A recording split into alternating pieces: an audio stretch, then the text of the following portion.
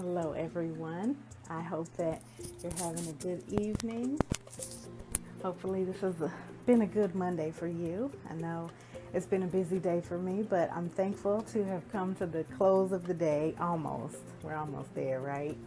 But I want to go ahead and just talk to you guys a little bit about why and how you are killing your brand's reputation.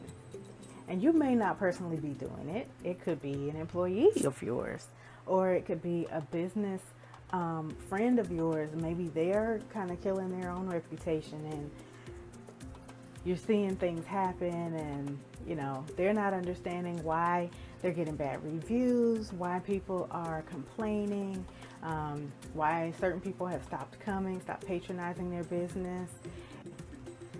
So the first thing is, sometimes, especially being that our businesses are on social media and then we have our personal accounts on social media, sometimes we can blur the lines between sharing what is personal and making our business side personal or personable. And we can blur between doing that and just putting too much information out there that can be, in some cases, offensive. In some cases, it's just TMI, and we don't really need to know all that about you. So that is one way that we can kind of kill our brand's reputation. Sometimes people have been known to say and do things that show their personal character, and the public has seen that and said, "Oh God, I don't want anything to do with them." If that's how they feel, if that's how they think, never mind. And it will cause you to lose good customers. It will cause you to lose customers that they would have brought to you, and maybe customers that they have brought.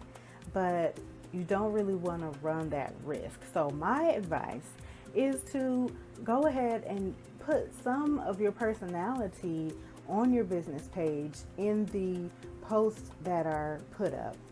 You can say something about, I wouldn't go too personal. I'm a pretty private person, if you can't tell, but I'm still personable, and I can have my own flair and have my brand's message reflect my personality without divulging every little thing that's happening in my life.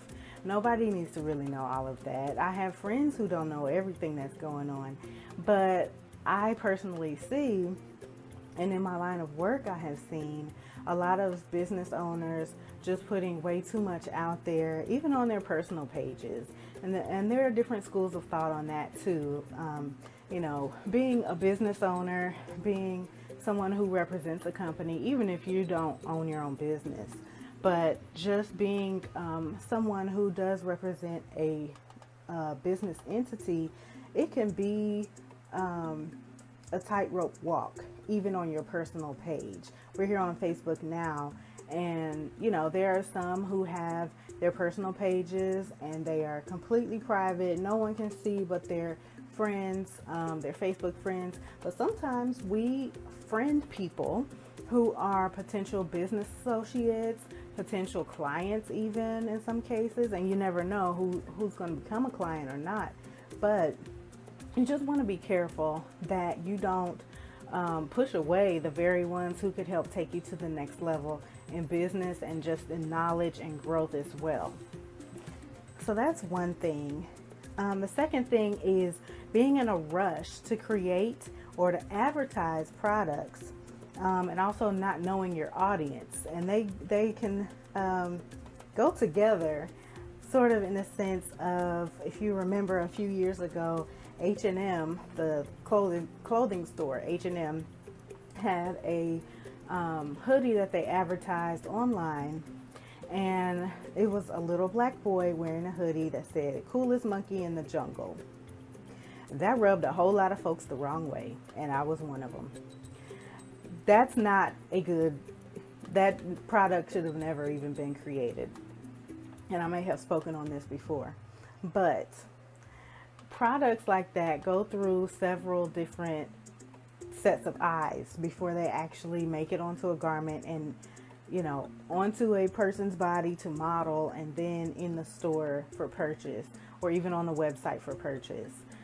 So it struck me as odd that no one saw anything wrong with that. And not only that, but if someone did say something, they weren't heard. So that's another problem. But that is a good way to ruin your reputation. There have since been people who have sworn to never step foot in the H&M again because of that. And some people, it won't bother them as much, but you run the risk. And you have to just ask yourself, is the risk worth it? Is it really worth it? I'm not willing to take those kinds of risks. Some people, are not your target audience, and that's fine.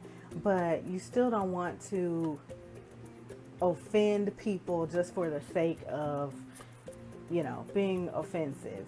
But in this case, it could have been a rush decision. I think there may have been some undertones and some things in the background where people just really did not think it through.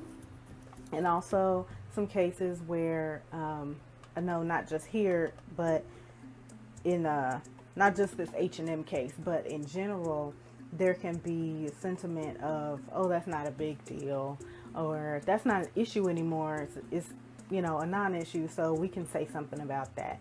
But you really have to know your audience. That's the other part of that. Know who it is that is looking at your advertisements, who is reading your blog, who is on your website, and who is coming through your store. If you don't know who they are, then you don't know who you're really talking to, and that's a problem with advertising in general, but especially when it comes to potentially offending people who are really putting the food on your table. And that's unfair to them, and then you do yourself and your employees a disservice. And if you remember, in that case, the H&M stores in South Africa were ransacked.